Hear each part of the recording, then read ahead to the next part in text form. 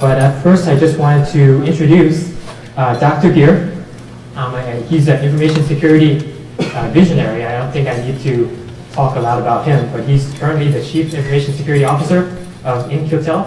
And without further ado, I wanted to introduce Dr. Geer. Nice round of applause for Dr. Geer, please.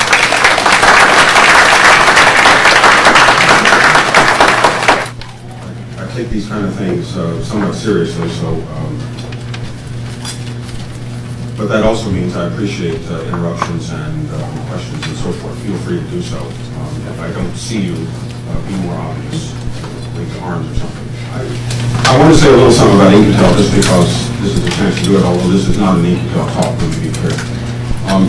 If you're not familiar with it, In-Q-Tel is a freestanding investment firm. We are funded by, honestly, your tax dollars. If you're a taxpayer, let's assume most of you are, you should be grateful for the efficiency with which we spend your money. We are small by Washington standards. I've learned a term of art in Washington, and that is that we are budget lint. So you can be thankful for that, I guess, as well. If you are an entrepreneur or plan to be, you should keep us in mind. When I say we're an investment firm, we're a little different than others insofar as we are a creature of the intelligence community. Our funding comes by way of the intelligence community, broadly speaking. I don't mean just CIA, I mean all of them. National Geophysical, National Reconnaissance, National Security, all of them. That includes things like TSA and FBI as well. The monies that we have and invest, and this is where if you're an entrepreneur or plan to be, you should keep this in mind, are done because what we want is companies that will produce something that will be of interest to the intelligence community. And as such, we are not in the business of making money. If you're a venture capitalist, you're sitting behind your desk, there's a line of people out the door holding their hat. And your question for all of them is, if I give you $1, will I get 10 back? In our case, we find 60% of the companies we invest in, 70% of those have never done business with any government, and we are partly the way in which small companies grow, and we're partly the way in which they get a customer base that's in the government sector. If you've ever tried to be an entrepreneur, you'll know that by and large, it's a bad bargain to decide to try to get into the federal market soon because it's troublesome. We've invested in a lot of companies that you might be familiar with. Hands down, the most famous was one called Keyhole, which you would now know as Google Earth, was ours, for example. Mostly what we do is we pay people to add features or change the way their product works slightly so that it is of interest to the intelligence community. With Keyhole, it was adding the API that allows you to combine maps and data of your own, rather than just having it, which is the original plan, be an automobile navigation tool. Other companies, though, that are more relevant to you here, I don't know that I can necessarily get all of them, but I'll rattle off a few. ArcSight, FireEye, Palantir, Huddle, Mocana, Barricode, Reversing Labs. I'm probably forgetting somebody, not intentionally, but those are companies that we have invested in that, again, with which you might be familiar.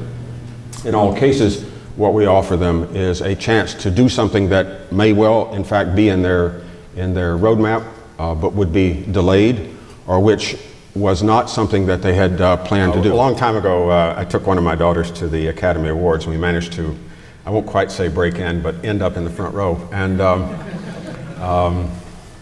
that's an interesting story. We can do it off camera. But I watched the people who are miking up folks, and it's quite remarkable, no offense to women, but particularly when there was no place to hang the mic. It's an interesting problem if you're in that line of work.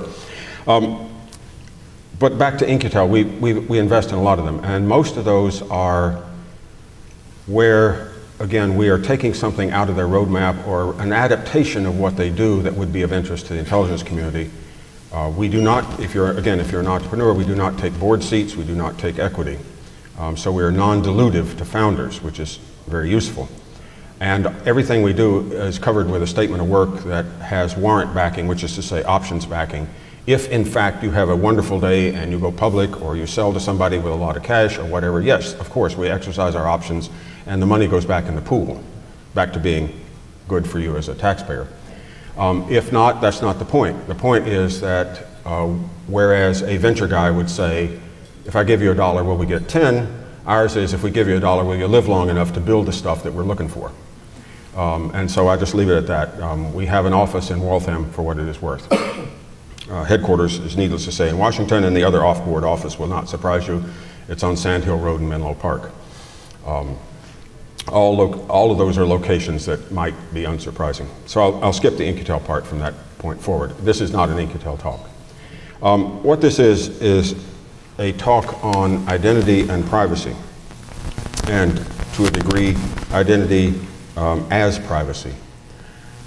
I say that not because I have a thoroughgoing last word analysis, but because I think the rate of change that we are in, the rate of change that we see, is such that the issues in front of us are ones which, to a small degree, we can see where they lead, but not entirely.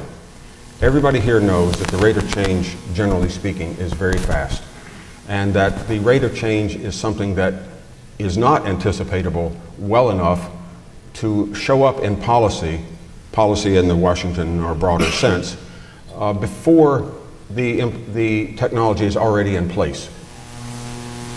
We've had that kind of experience before. The first automobile license plates did not occur until there had been a number of traffic accidents. Oddly enough, the first one of which was the only 2 cars in Ohio hit each other at an intersection. Nevertheless, the idea that there is a rate of change at which anticipatory rulemaking is impossible or implausible. That's probably good, but nevertheless it's a fact. Or put it slightly differently, no society, no people, no entity, no government needs rules against things which are impossible. But as you well know, we are converting things that are impossible into things that are possible at a fairly fast clip. Examples of that, what would be a good example? SB 1386, the California data breach law, which is the first of its kind. How did you get that? The answer is 2 parts. One, the California personnel system managed to dump the personal information of the entire employee base of the state of California on the internet. That happened to include the legislature. A law ensued. This should come as no surprise. The law, by the way, was written by Deirdre Mulligan, then of CDT, now elsewhere. And what she did was she took a toxic waste spill law and substituted a few nouns, where it had been what happens if you pour trichloroethylene on the street, and now it is what happens if you pour information onto the digital superhighway. And that is actually how it was written. There are now a lot of them. They don't quite match to each other, and if you're a large firm, of course, you probably are well aware that on a global scale, the Venn diagram intersection of all the rules that you have to follow is the null set. That, of course, is another problem altogether. But this idea that as things develop, we need to anticipate or react is quite strong. I, by the way, do not have a clearance. I work without a clearance as a matter of choice. I work with a lot of people who are cleared. It does get in the way from time to time, but it is my version of putting my money where my mouth is when it comes to what I know to call open source intelligence. And I'm a great believer in that. I think that you don't need, by and large, the clearance except for one thing, and that is maybe to see the future a little earlier than others. But if the rate at which the future arrives continues to accelerate, the value of the clearance declines because the future occurs quick enough that a long view of it doesn't help. Those of you who've read True Names by Werner Wenge may recall that story, and it was written quite a long time ago, in which he said something quite fascinating. He said, when I began writing science fiction, the stuff that I was talking about would take 10 to 20 years to reach the public consciousness. Now I have a hard time staying 18 months out. And for someone of his caliber to say that, I think again illustrates that the rate of change is not just technologic development, as I suspect all of you are deeply involved with, but it is the broader implications as well. And in fact, I'm reasonably certain that all of you, all of us, everybody in this field, needs to be thinking at least some of the time about policy questions and not just about technology. I, like you, prefer to work on things and just make them operate. I'm old enough to remember the original RFC #1 from the IETF and Dave Clark's announcement about that, which is we don't believe in kings, president, or voting. What we believe in is rough consensus and working code. I'm in that school. At the same time, it's not as if what we are doing doesn't have broad effects.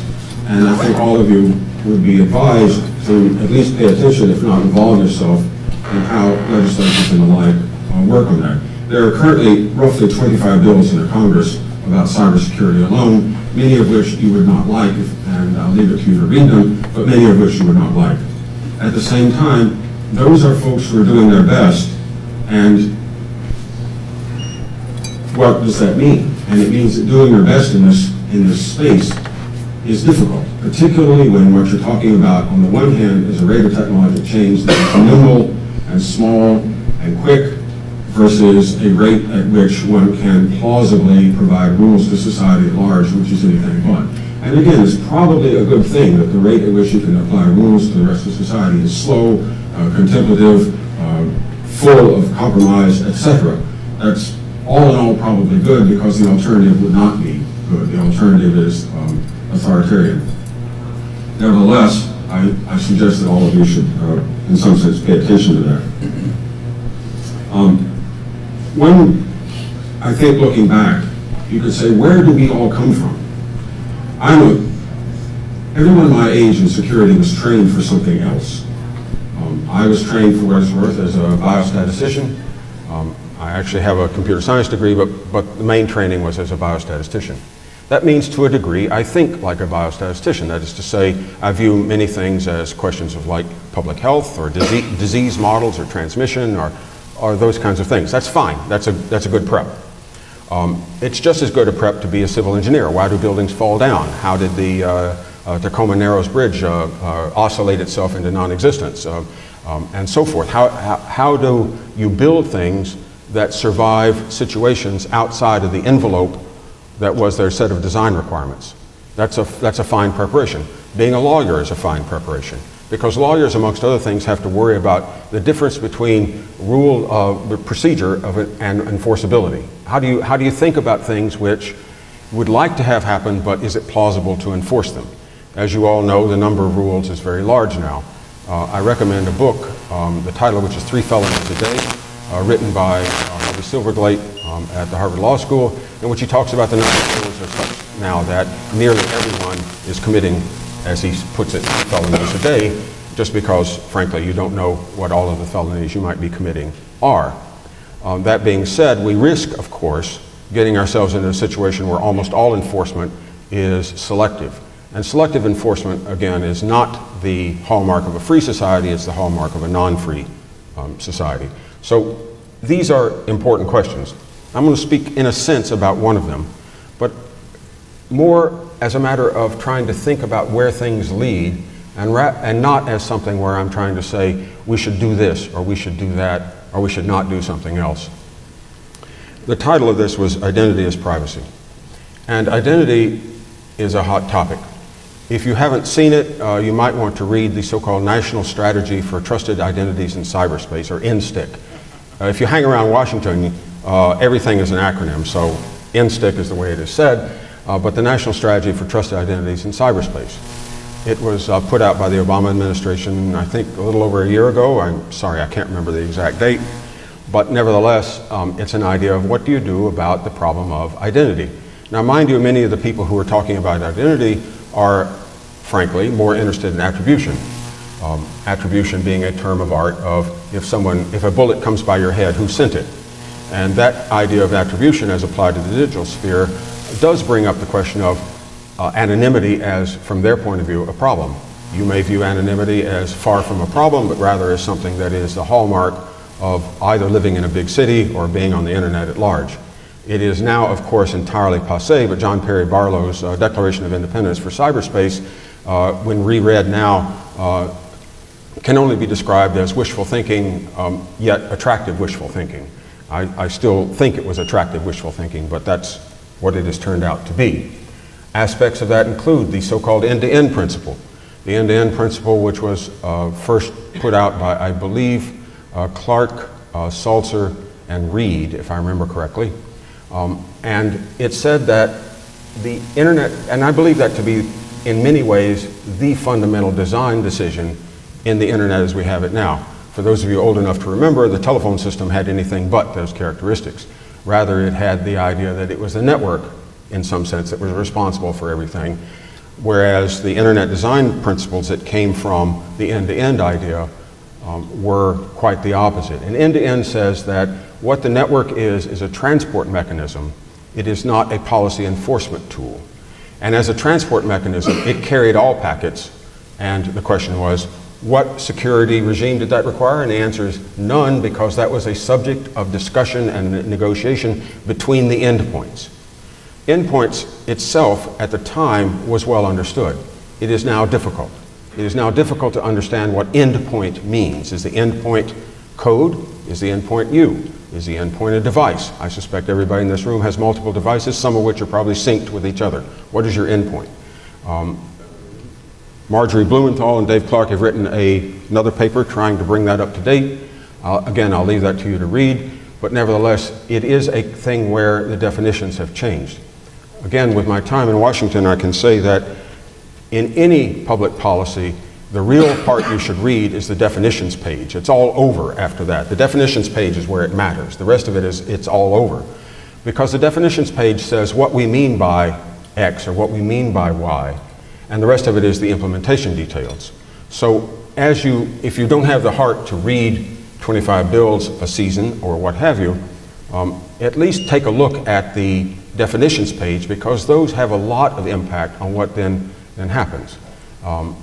If you're familiar with the European Data Privacy Protection Initiative, for example, you will know that in Europe there's a considerable debate about, quote, the right to be forgotten. And the right to be forgotten says that I'd like data about me to go away.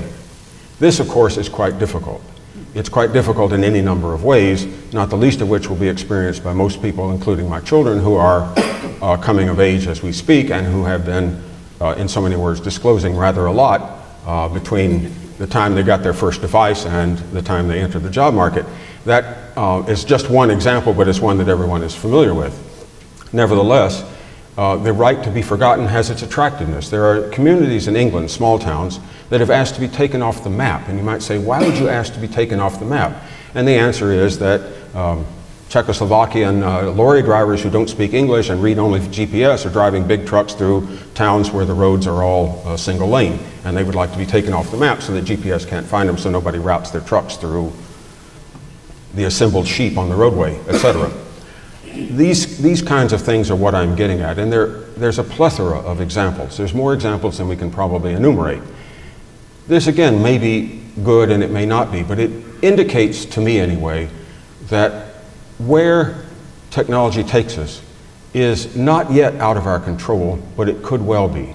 I'm not altogether convinced about the pending singularity and the various writings that have been done about that, principally by Ray Kurzweil and co-authors, but I am nevertheless convinced that an environment in which the number of devices and the amount of knowledge and the amount of information dwarfs any one person's ability to either consume it or much less and inventory it. How many places can you be found on the internet?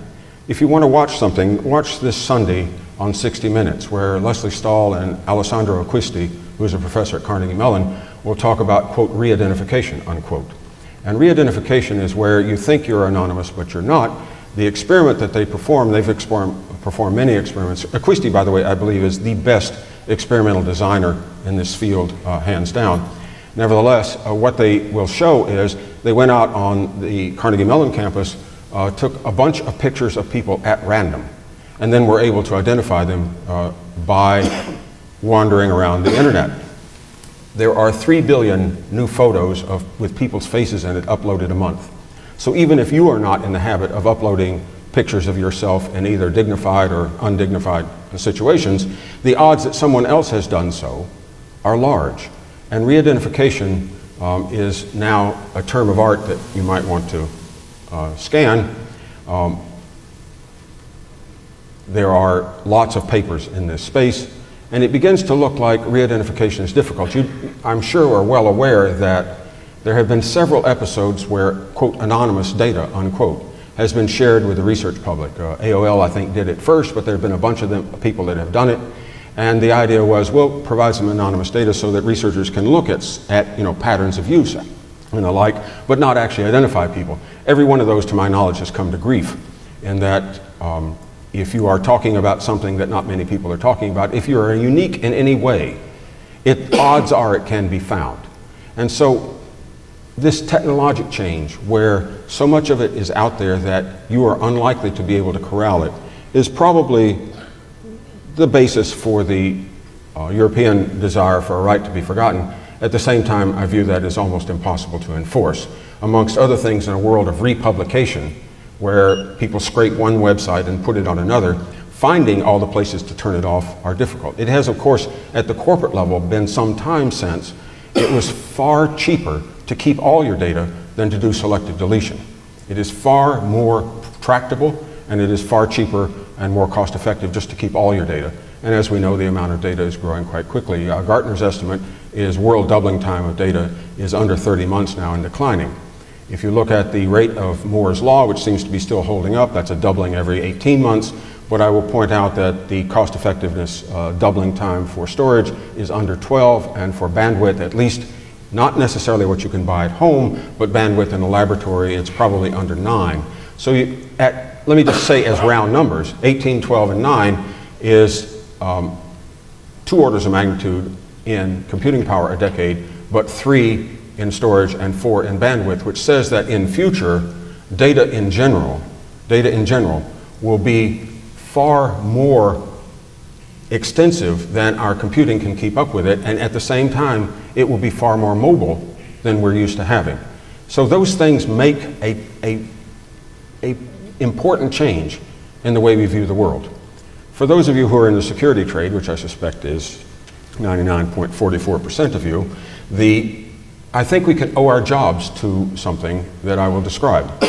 There was a professor at Harvard named Stephen Jay Gould.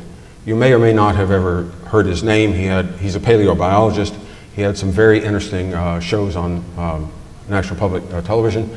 And he talked a lot about the course of evolution. But he, early in his career, coined a term which has stuck. And as you well know, if you're an academic and you coin a term that sticks, you are not forgotten. That's how it works. And his term of art was punctuated equilibrium. The idea that evolution as a process is, of course, undirected. It does not have an animate function per se. And furthermore, that it is not a steady upslope at 8% grade. It is instead long periods of quiet punctuated by rapid change, whether you're talking about the Precambrian explosion of species or what have you, that there are these long periods where nothing happens and followed by short periods in which everything happens. I would suggest that that occurs in security as well.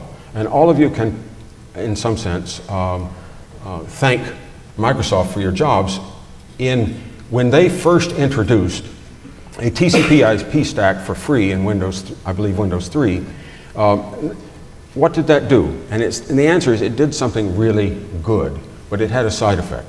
And the side effect was it took an operating system that had been designed for a single owner operator on at most a private network and connected it to the universe. The problem, of course, is that in the universe, every sociopath is your next door neighbor. And this has had its effect. If you looked at I'm a statistician, I'm a numbers guy, I'm the son of an accountant. I spent my youth checking adding machine tapes. Numbers are sort of what I'm made of. If you looked at the rate at which attacks were reported to the CERT at CMU, they've since stopped doing that, which I'll come back to. But if you looked at the rate and you looked at, believe it or not, the second derivative, I assume everybody can speak enough calculus to know what that is, what you saw is a sharp spike 4.5 months after the introduction of TCP/IP as a free component of the Windows operating system. Now, why is that interesting? And the answer is it's interesting because it was a sharp spike, never to occur again, in the rate of attacks as reported to the CERT subsequent to the introduction of a TCP/IP stack in Windows. A second derivative spike is like lighting the solid fuel on a shuttle. Nothing happens at first. You say, is that all there is? But there's two things about that. One, you can't turn it back off. And two, pretty soon you realize that that was important, because the acceleration gets to be 5 Gs or something, and you are not just plastered to your seat, you can't raise a finger. It's that kind of phenomenon that I believe produced the need for people like us. That's one punctuated equilibrium. The second one was, I believe, about 5 years ago, and not nearly as sharp. But the punctuation was, we had finally gotten to where we were good enough at what we do, that finding vulnerabilities was no longer really a hobby. You had to do it as a job. You couldn't just do it as a hobby. You needed to be paid for it. You needed to have something that bought your time and allowed you to find vulnerabilities. Under the circumstance of it being a hobby, what do you get? And the answer is bragging rights. How do you get them? And the answer is you announce what you found. And you announce it quickly, lest, of course, someone else find it too. When you do that, when you announce them, it says that the public is, generally speaking, informed about where the vulnerabilities are at roughly the rate at which they are discovered. In a world in which people are paid to do this, they do not share. The side effect of that is the proportion of all vulnerabilities that are publicly known begins to fall. And I think the reason that you see so much now where people are saying, where are all these 0 days coming from? And the answer is, they're not coming as fast perhaps as they once did, but the proportion of them, the fact that they are 0 day, the proportion of them that are known in advance falls because the people who are finding them are doing it as a job, not as a hobby, and they don't share. That was the second punctuated equilibrium, and I think it changed the way in which vulnerabilities and attacks based on them have proceeded. I'll come back to that as a policy matter in a second. But I think it changed things, and I think it changed things quite substantially, although again, it wasn't quite as sharp. We're in the knee of the curve right now for what I believe is a third one, and that is the rapid worldwide adoption of mobile technologies. And the reason for that, and its side effects, like bring your own device to work, for example. The side effects of that are that reachability and the kinds of activities that take place without going through a central anything are growing. And I believe they're going to change things a lot. One aspect of that, of course, is that the desktop computer as a consumer durable is now beginning to fade. I believe it was September a year ago when if you look at the total chip, CPU chip shipments from the fabricators, it no longer was PCs, it was mobile devices. And it's been a little over a year now that the dominant customer target for the chip makers is not the desktop machine. It's not the computer as we ordinarily think of it, it is other things. And I'm sure you know that if you buy a car these days, there's bunches of various kinds of CPUs in it, most of which are out of surveillance. Now, I say that for a point, and that is that if you are a human being sitting behind a machine, what are human beings good at? And the answer is they're good at noticing patterns. That's what we're good at. That's why we are what we are. We can notice patterns, and because we have language, we can share them with other people. That is what separates us from most of the other animate objects. That being said, where does that lead us? And the answer is, if the majority of devices are now beginning to appear in places where there's no person in some sense watching them, the pattern recognition that we are so good at is no longer a protection, it's an irrelevancy. And so one of the questions for you is, how close are we to the point where we cannot expect people to be the protectors, we have to expect machines to be the protectors? And yeah, I guess I'm probably touching on the script of the Matrix here, but the idea that the machines are what protect us, as opposed to ourselves, is, I think, relevant, and I believe we're in the knee of the curve on that, particularly as, quote, the Internet of Things, unquote, begins to build. Those bring us a lot of changes, and I believe they're a punctuation point at which the basic dynamic of what's going on has now different drivers. The drivers modify because of this phenomenon that I just spoke of. Now that is neither good nor bad. I'm not trying to imply that those things are good or bad. What I'm trying to say is that those kinds of events that change the underlying paradigm of what, for example, does security mean, up to and including what does end-to-end mean, which I spoke of earlier. Those are the things which, in a sense, policy will eventually touch. As I said, no society needs rules against things which are impossible. As we make things that are possible faster, And as we do them in ways where, in a sense, people are not the surveillance mechanism for them, but are rather machines, if at all, that does change how things work. It does change a lot. I do deal with the defense establishment on a fair basis. They have, to a degree, adopted a viewpoint, which I'm glad they have.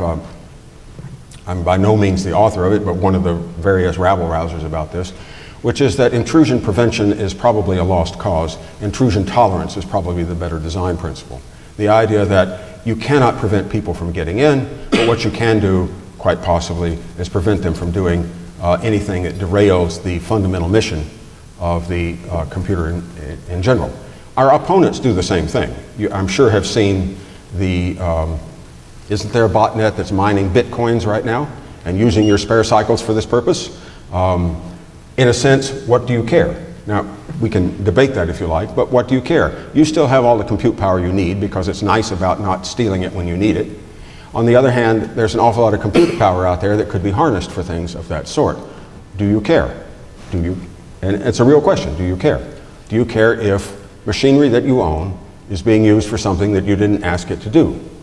I read there's an ongoing discussion on one of the cryptography lists. It's a cryptography list about the application of cryptography.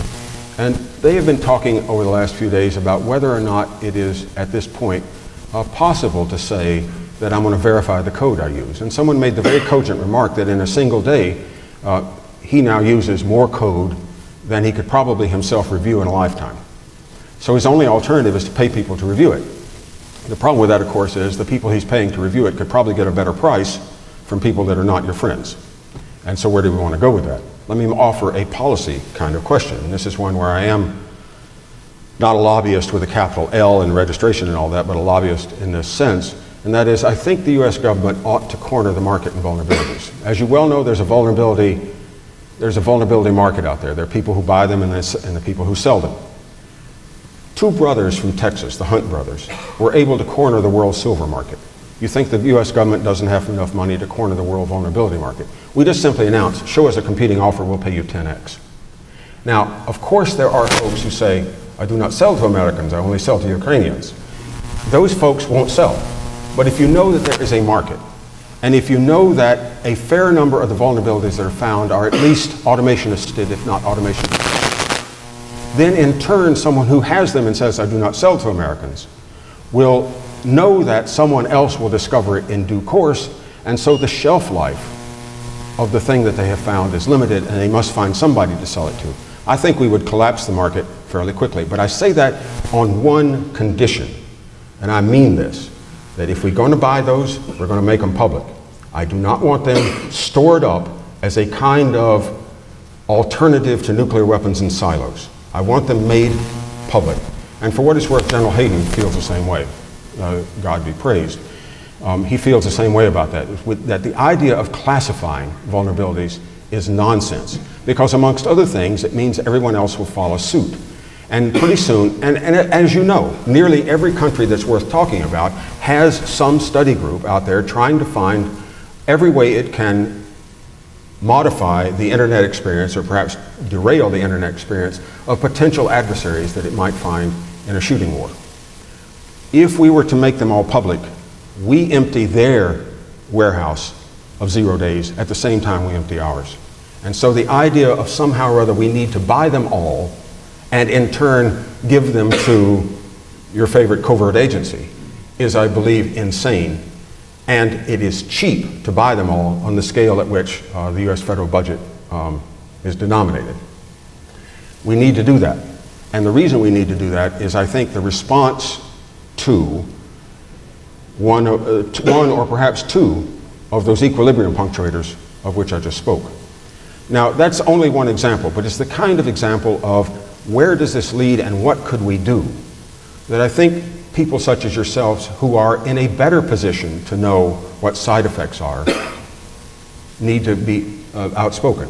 You may or may not recall that there are numbers of policies against modifying other people's computers. The Computer Fraud and Abuse Act, which of course is problematic at many levels, not just Aaron Swartz, but problematic at many levels.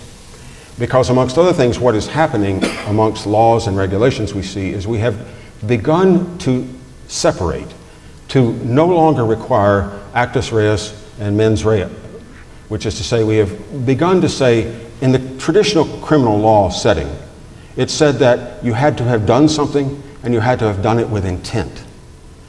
Many of the computer security laws, either on the books or being proposed, don't ask the question of what was your intent. They ask only the question of what did you do, which I think feeds Harvey, it appears in Harvey Silverglade's book as well. It feeds this idea that if you do something, it doesn't matter whether you meant to. If it can be interpreted as wrong, it's a crime per se. That is a problem. And one of those in particular is what to do about shooting back. There are a lot of people who want to shoot back. I'm one of them. I admit right off the bat that I want to shoot back. And yes, it has unknowable collateral damage. And I say that not because I like that fact, but because it is a fact, and if I have to talk about what the trade-offs are, I think I'm going to come down the side of you should be allowed to shoot back. Stuart Baker, who was the general counsel for the NSA for a while and is quite well known and a big name in Washington and so forth. You can look up his testimony from last September to the Department of Homeland Security in which he talked about that. His analogy, and remember, law, the practice of law is the search for analogies. That's what it is. His analogy was the early West in this country, where if, for whatever reason, there was no law in this territory, you could hire Pinkertons to chase down the guys who stole the gold out of your stagecoach.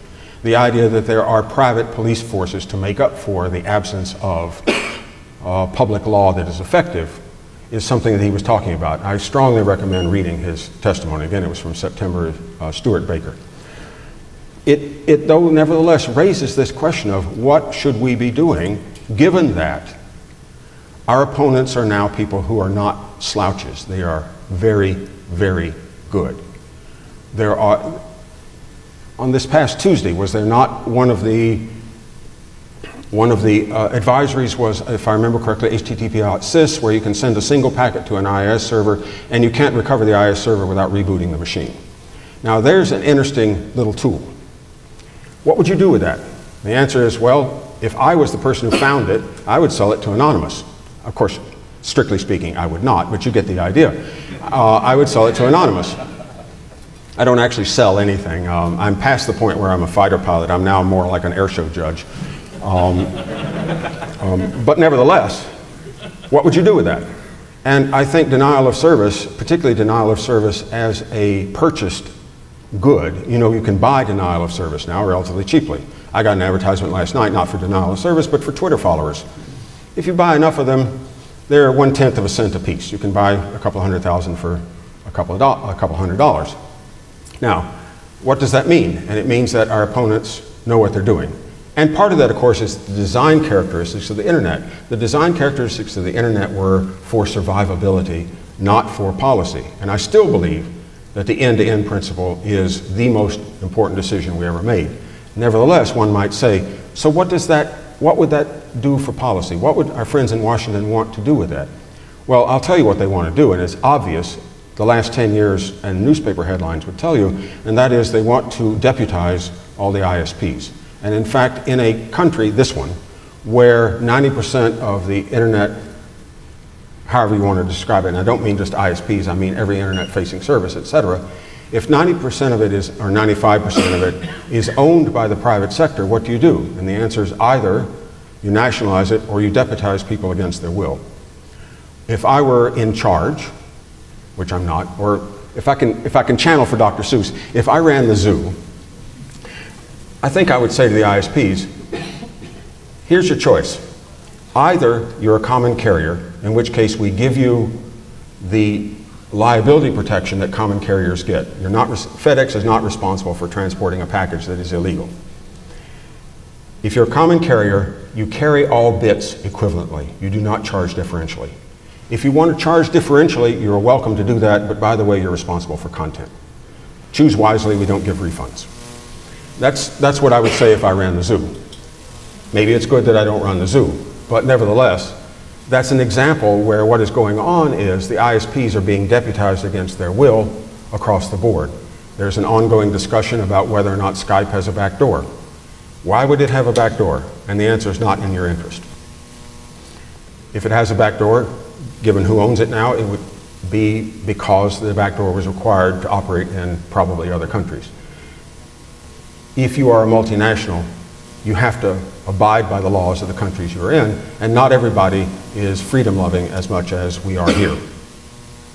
I'll also point out, of course, that in a free country, if something isn't explicitly forbidden, you're free to do it. In a non-free country, if something isn't explicitly permitted, you're forbidden. And we are seeing that in a large number of spaces now. Look across, what's an example? Look at Saudi Arabia's rules about the internet as an example.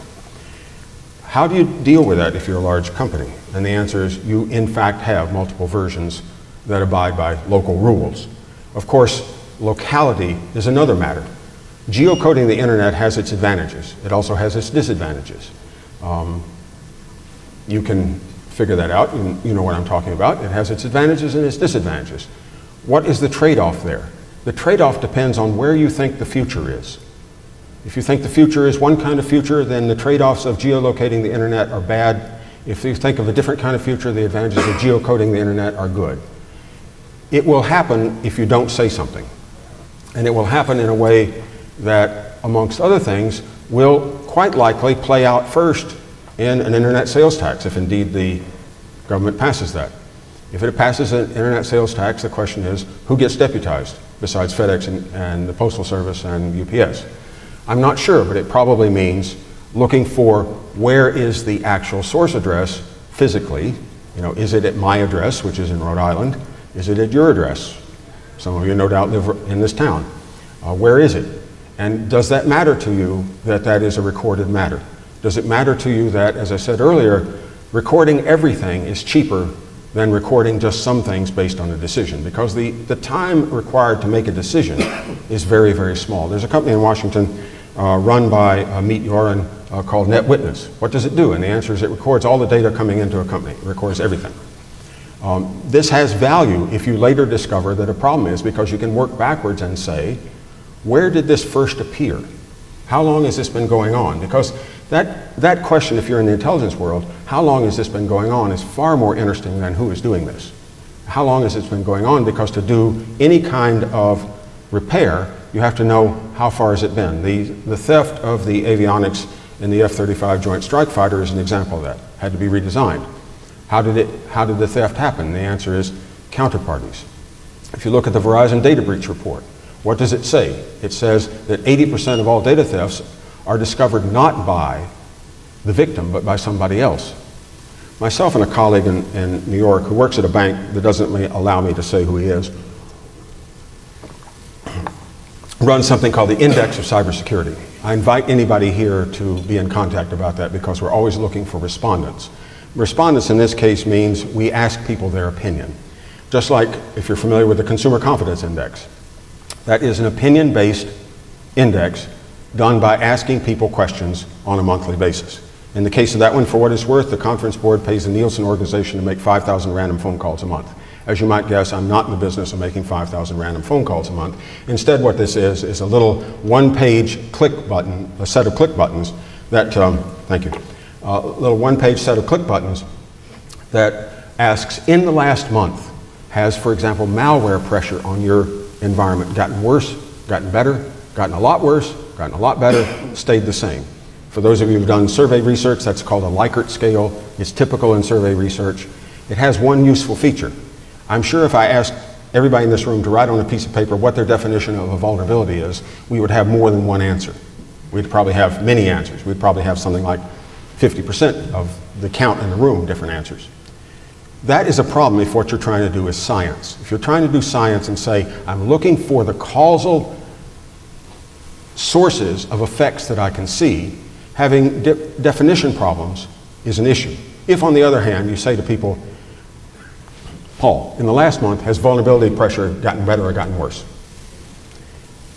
What is important there is, I'm picking on somebody, I know. What's important about that is, I don't care what his definition is. All I care is that it's self-stable. If his definition is out of the blue every month, a different one, I'm in trouble. But let's assume for the moment that it's the same every month. And so what I'm asking is the differential. Speaking as a statistician, if whatever you're measuring, your measuring device is relatively poor, as long as the errors it carries are not themselves pathologic, I'll leave that as a sidebar discussion, as long as the errors it's carrying are not pathologic, then the trend line that results from asking better or worse is okay, and I can obviate the problem of people's definitions are not all the same. So we asked these of a lot of people. The people we're looking for, by the way, are people who have operational responsibility for cybersecurity, and as such are on the front lines. They know what the current situation is. I'm not looking for academics, I'm not looking for marketing people, I'm not looking for CEOs, I'm looking for people, maybe CISO, maybe not, maybe a level below CISO. I'm looking for people who have an opinion, and the opinion is based on current operational reality. Now, that opinion is not from their firm, it is from the individual. I don't care if I have 5 people from, I'm going to pick something out of the blue, this is not the case. I don't care if I have 5 people from Morgan Stanley, what I care about is they're all experts. Because what I'm looking for is expert opinion, and what I'm trying to get at is the cybersecurity situation getting better or getting worse? And we ask 24 questions, and we compound those together, and we do it just like you would do a financial index. In fact, the math is exactly the same, and the reason for that is so no one can complain that our results are an artifact of our methods. We're entirely boring, and in fact some people say, well, this is boring, why are you doing this? And the answer is boring is good. Now, in doing this, we also every month, by the way, the trend is inexorably upward. This should come as no surprise. Upward in a sense, a risk is rising. Our index is like golf, a higher score is not what you want. It's inexorably rising. However, on a month-to-month basis, which components of the overall risk have risen the most varies all over the map. It just simply is all over the map. One month it's nation state. One month it is insider. One month it is automated malware. You get the idea. So if you do rank statistics, or you rank order, what was the biggest contribution to the overall change in the index of cybersecurity each month, what's on top is a total rat's nest. If you plot it out, it's just a total rat's nest, which I think is good, by the way. It says that the components we're asking have high volatility, even if the compounding of them does not have high volatility. Volatility is a variance, if you prefer. I'm sorry, I worked in finance for a long time, so volatility is the word that comes to mind. But one other thing we do is every month we ask a separate question. And the separate question, an extra question, is a question of the month, if you will. And that separate question is whatever you want to make it. In September we ask, have you or your colleagues ever found an ongoing data loss somewhere else? 55% yes, confirmed, 10% yes, but unconfirmed, that's 65%. Verizon says 80%. We exclude law enforcement from our survey. I'd call that corroborative. So this issue of you keep everything, but some of it doesn't matter to you, and so of course you don't pay as much attention to that, and furthermore, it is impossible to have selective deletion, has its effect on the practice that we are in, and it has its effect on what would be good policy. What would be good policy for this? What would you say about this? I mean, if you're in the consulting trade, you know that as you go to other firms, to go around various firms, one of the things that you will find every time is they don't, strictly speaking, know what data they have. It's across the board. And I'm not making fun of people for that, because the volume is overwhelming. What do you do about that? If you don't know what you have, what do you do? Well, there's 2 alternatives. One is you take the effort to get rid of things that you don't need. Maybe you do, a ls-t or tu, and you pipe that through something. Maybe that's what you do. Maybe it's not, because as you well know, an awful lot of data retention is by fiat, not by choice. On the other hand, maybe what you do is you say, I have to protect everything at the highest level because I don't know where the highest level stuff is, and so everything has to be protected at the highest level. That's diseconomic as a rule. And so what do you do? And the answer is, generally speaking, you fudge. And I'm not making fun of this, it's just a fact of life, it's just what people say. And if you go and give your report about this, if you're a consultant, you're going to give your report about this, the first question they will ask is, how are we doing? The second question they will ask is, how do we compare to our peers? Because nobody wants to be out in front, because it probably means you're spending too much money. Nobody wants to be the last gazelle in the herd, because the hyenas know that you're the last gazelle in the herd. And so this question of how do we compare to others is important. This is where information sharing comes in. Information sharing is an essential aspect to a lot of what we might do, and yet at the same time, if you're in a world in which anonymization is practically speaking impossible, what do you do about that? It is entirely common now for people to turn in data to the federal government saying, I see the following, and have the data that was acquired by a private firm acting in its own account given to the government and then classified. This I view again as a problem. Nevertheless, if you are a consultant, that second question they ask you, how do you compare to your peers, what is that? And the answer is the customer is using you as an anonymization engine. That's what they're doing. They're using you. They're assuming that your trustworthiness is such that you would not share something with them that would violate another customer's rules, but at the same time you're able to see things that they can't see. I would suggest for those of you who are consultants that, in my view at least, it is a professional duty to do exactly that.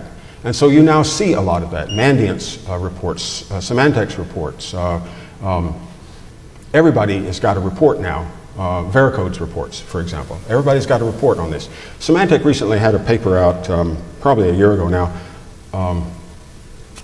Lila Bilge, and I can't remember the first name of the second author, but the last name was Dimitris. And what they looked at was the way in which attacks occur, and what they were able to say from their data. And this is a creative reuse of the data they had. Was that the average 0 day is in use 300 days prior to discovery. 300 days.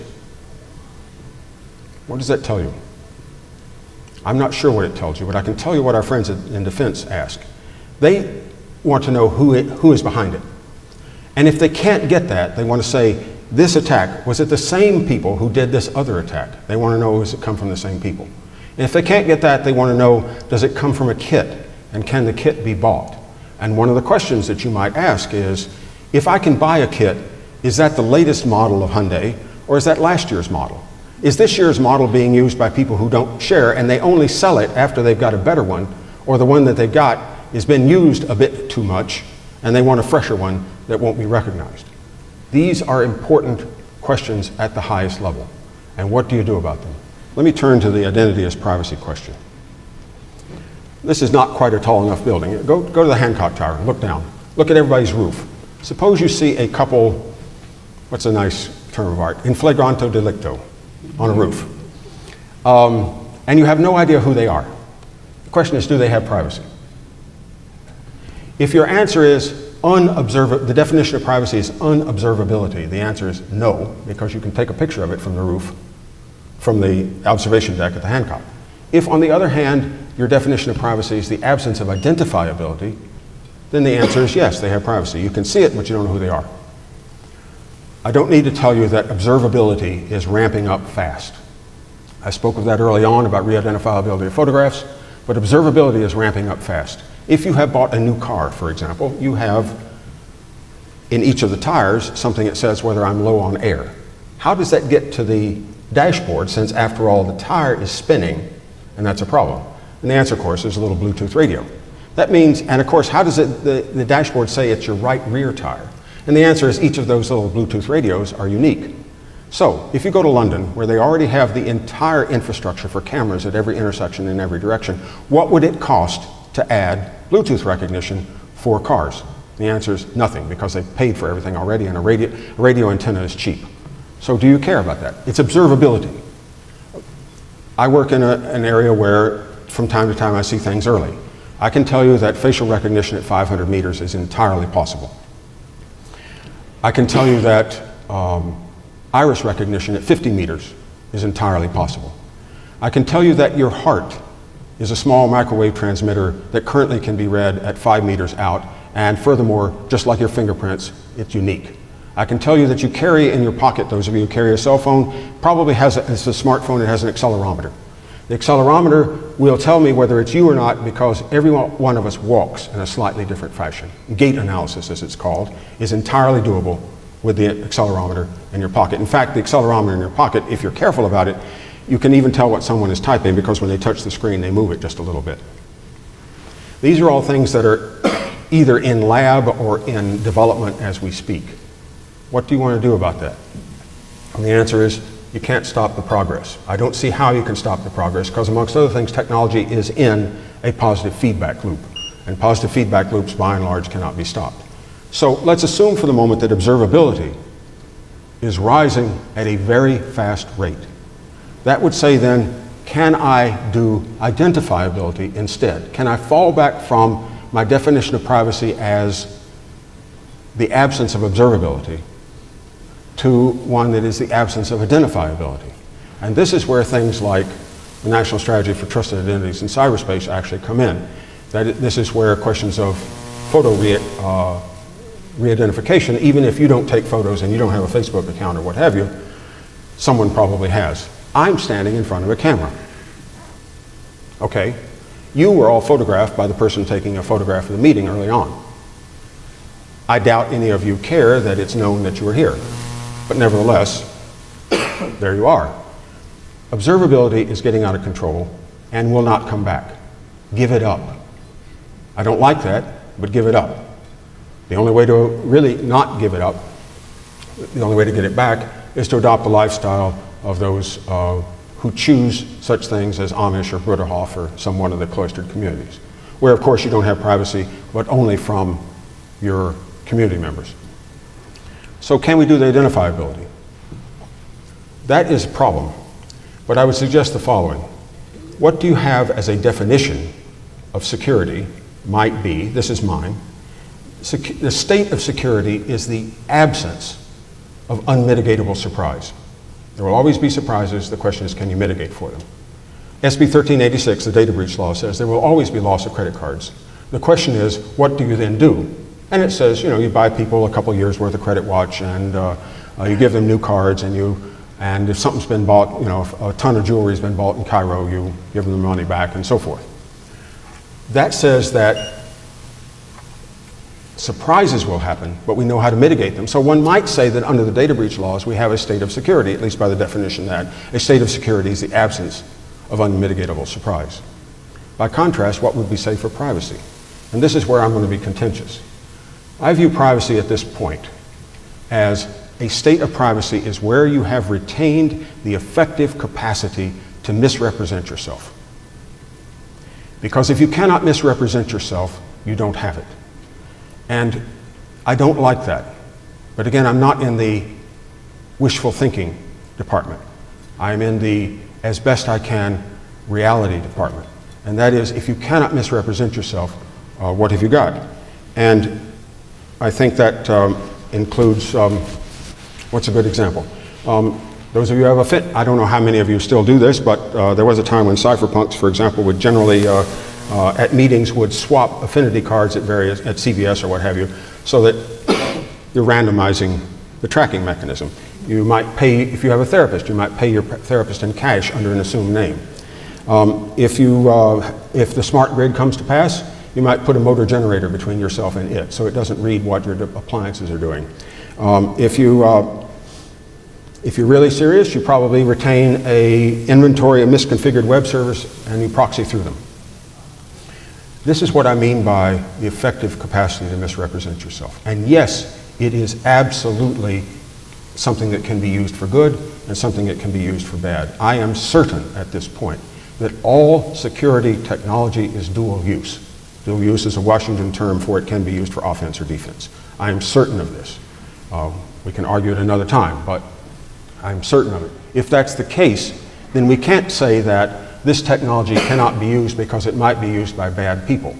We are at great risk of that from our friends in Washington. The issue of Bitcoin might be a place to watch this. It might be a place to watch what Washington does. Only this week, Treasury said that the people who run the Hawala, Hawala? Right, that they can't deal with Mount Gox, right? I'm sorry, sometimes I forget the names of things. I'm getting older, it's a feature. The alternative is worse, by the way. But watch what happens with Bitcoin. Is it a currency or is it not? Is it specie or is it not? What is it? And I don't actually think that it deserves regulation, but it's hard to imagine that there are people who make their living making regulations who won't find a reason to want to do that. George Bush was somewhat famous for saying that what he wanted was an ownership society.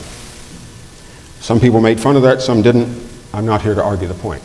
But I'll ask you, over the next 5 years, what will you own? One of my daughters is a tax attorney who does estate planning. It's already in her, as a professional in that field, it is already within her purview that, for example, you cannot include your iTunes library in your estate because you can't transfer it. It's not, you have a license, you do not have ownership. What about medical records, electronic health records? Who owns them? I was working in the Harvard Teaching Hospital arena in the 70s. I believe it was 1975. But at that point, the who owns the medical record changed over from being the patient to being the institution. That was to combat insurance fraud, but nevertheless, that was the situation. Who owns it? Do you have a license to it? In a world in which your medical records are wherever someone, quote, has a need to know, do you own them or do you not? Or do you merely have a license? Or for that matter, are you the license granting authority for those medical records? If I am unconscious, I guess I want anybody to be able to read them. If they find me on the street and there's a rec card wrapped around a tree, I suppose I want them to be able to read my medical records regardless of my level of permission. On the other hand, what is the accountability for that? Who owns it? Is that something where I own it or is it not? Do you own your face? What is the definition of public? In public is now quite a bit broader than it once was. Do you own your face? Do you own your data? Particularly if your data is somewhere else. For those of you who keep all your data at home, or and only do your email and a text, I'm being autobiographic here, only do your email in a text system, and you keep it all on local machines that you back up yourself to hardware that you own, that's one thing. If, no offense to anybody, if everything you own isn't Gmail, do you own it? Try to erase things sometime. Try to erase things. Open up a Facebook identity and play around with it for a while and then try to make it go away. This is very hard. Marcus Rannum, who some of you may know, who is the inventor of the firewall, quite a while ago allowed some people, he was not in Facebook, he allowed some people to create a fake Marcus Rannum and have fun with it. And the answer is when they were done with the experiment, it was almost impossible to get rid of it because he's well known, not quite a public figure, but you're familiar with the idea of a public figure has no right of privacy, which I will remind you, public figures include everybody who makes laws. And so how do you expect them to have, in some sense, a sympathetic view of what should be rules? Ed Appel, who for 25 years was the FBI's special agent in charge of counterespionage. That was at a time when counterespionage meant people leaving the country with a briefcase. Of course, it does not mean that now, but let's ignore that. He said something important about this. He said, your choice is not one big brother or not. Your choice is one big brother or lots of little brothers. Choose carefully. And I think his advice, which was from 1991, by the way, applies now, and it applies today. America's greatness has been not only the question of if it isn't forbidden, you're free to do it. It has been, if you want to reinvent yourself, do it. Go west, young man, or whatever. If you want to reinvent yourself, you are able to do it. That is why we are where we are. Can you still do that? Do you want a world in which you can do that? When you change your name, what do you want to do? Do you want to change your name? I would suggest if, as I said earlier, my definition of privacy is one where you have the ability to misrepresent yourself, I would suggest you want not one internet identity, but as many as you can handle. And you want them to be distinct. And you want them to be cultivated, or should I say, perhaps curated. Do you want them to be something that is under your control? And if not, then you have to concern yourself with the fact that the technological advance changes the equation of possible and impossible in ways that are not readily identifiable, but which have side effects. I'll close with something I heard at a lecture at Harvard some years ago at the Kennedy School. And I'm sorry, I forget the name of the author. I wish I had it. It is improper to not give people credit. But this speaker said, the four verities of government are that most important ideas are uninteresting.